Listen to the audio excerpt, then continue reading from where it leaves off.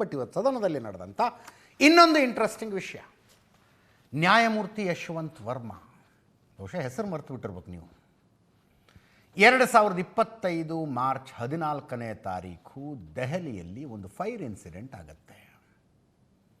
ಹೈಕೋರ್ಟಿನ ನ್ಯಾಯಮೂರ್ತಿಯೊಬ್ಬರ out ಹೌಸಿಗೆ ಬೆಂಕಿ ಬೀಳುತ್ತೆ.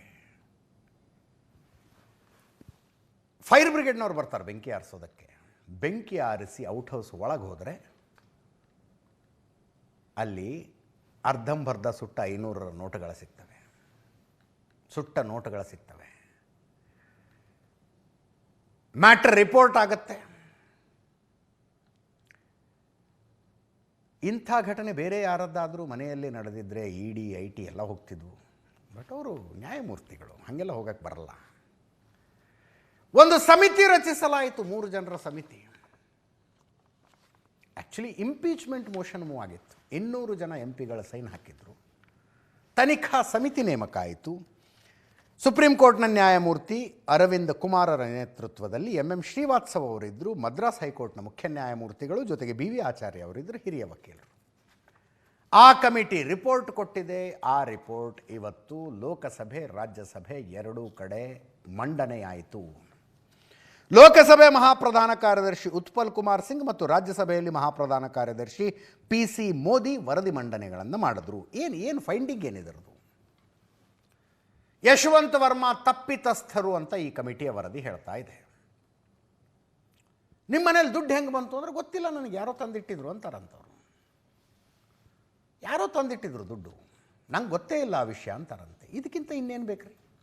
ತಪ್ಪಿತಸ್ಥರು ಹೌದು ಅಲ್ವೋ ಅನ್ನೋದು ಗೊತ್ತಾಗೋದಕ್ಕೆ. ಸಾರಾಂಶ ಹೇಳಿಬಿಡ್ತೀನಿ ವರದಿದು. ಮನೆಯಲ್ಲಿ ಪತ್ತೆಯಾದ ಹಣದ ಬಗ್ಗೆ ವರ್ಮಾ ತೃಪ್ತಿಕರವಾದ ಉತ್ತರ ನೀಡಿಲ್ಲ. ಈ ಹಣ ಜಡ್ಜ್ಗೆ ಸೇರಿದ್ದು ಎಂದು ಹೇಳದಿದ್ದರೂ ಅವರ ನಿಯಂತ್ರಣದಲ್ಲಿತ್ತು. ಹಣ ಸಿಕ್ಕಿದ್ದಕ್ಕೆ ಸೂಕ್ತ ಉತ್ತರ ನೀಡದಿರುವುದೇ ಆರೋಪ ಸಾಬೀತಾದಂತೆ. ಹಣ ಸಿಕ್ಕ ಪ್ರಕರಣದ ತನಿಖೆಗೆ ಅತ್ಯಗತ್ಯವಾಗಿದ್ದ ಪ್ರಮುಖ ಸಾಕ್ಷ್ಯಾಧಾರ ನಾಶ ಮಾಡಲಾಗಿದೆ. ಪರಿಶೀಲಿಸಿ ಸೀಲ್ ಮಾಡುವ ಮೊದಲೇ ಸ್ಟೋರ್ ರೂಮ್ನ ಸ್ಥಿತಿಗತಿ ಬದಲಿಸಲಾಗಿದೆ. ಸಂವಿಧಾನಾತ್ಮಕ ಹುದ್ದೆಯಲ್ಲಿದ್ದ ವ್ಯಕ್ತಿಯಿಂದ ಪಾರದರ್ಶಕತೆಯ ಉತ್ತರ ಇರಲಿಲ್ಲ. ನಮ್ಮ ಮನೆಯಲ್ಲಿ ಯಾರೋ ಹಣ ತಂದಿಟ್ಟಿದ್ದಾರೆ ಎಂದು ಹಾರಿಕೆಯ ಉತ್ತರ ಕೊಟ್ಟಿದ್ದಾರೆ.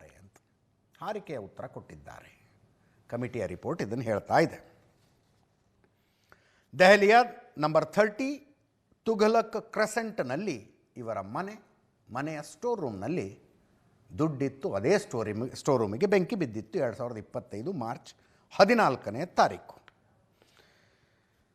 ಜುಲೈನಲ್ಲಿ 200ಕ್ಕೂ ಹೆಚ್ಚು ಸಂಸದರು ಇಂಪೀಚ್ಮೆಂಟ್ ಮೋಷನ್ಗೆ ಸೈನ್ ಹಾಕಿದರು.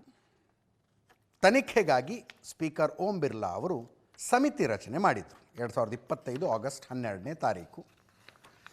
ತನಿಖಾ ವರದಿಯನ್ನು ಮೇ ತಿಂಗಳಲ್ಲಿ ಸ್ಪೀಕರ್ಗೆ ಈ ಸಮಿತಿ ಕೊಟ್ಟಿತ್ತು. ಇವತ್ತು ಮಂಡನೆಯಾಗಿದೆ. ಏಪ್ರಿಲ್ 2026ರಲ್ಲಿ ರಾಷ್ಟ್ರಪತಿಗಳಿಗೆ ನ್ಯಾಯಮೂರ್ತಿ ಯಶವಂತ್ ವರ್ಮಾ ರಾಜೀನಾಮೆ ಸಲ್ಲಿಸಿದ್ದಾರೆ.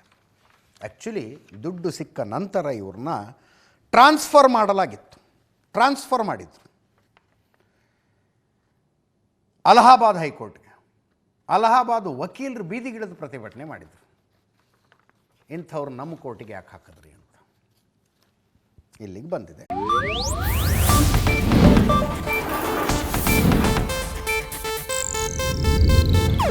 ಇದು ಏಷ್ಯಾನೆಟ್ ನ್ಯೂಸ್ ನೆಟ್ವರ್ಕ್ ಪ್ರಸ್ತುತಿ.